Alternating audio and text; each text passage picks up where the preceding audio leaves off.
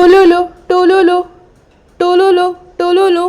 तर नमस्कार मंडळी. तर माझी मम्मी ना माझ्या मागे काम लावायचं असेल ना एखादं तर काय करते माहिती आहे का, हे कर ना हे कर ना ते कर ना असं इवळत असते. मग ना मला करावंच लागतं नसेल मनात तरी पण. तर आज होता मम्मीचा उपवास.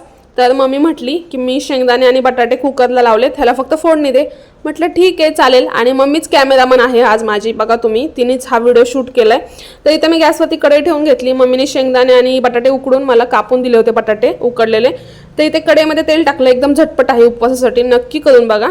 कढईमध्ये मी तिखटवाली मिरची कट करून टाकली, छान एकदम फोडणी दिली तिखटवाली तिला.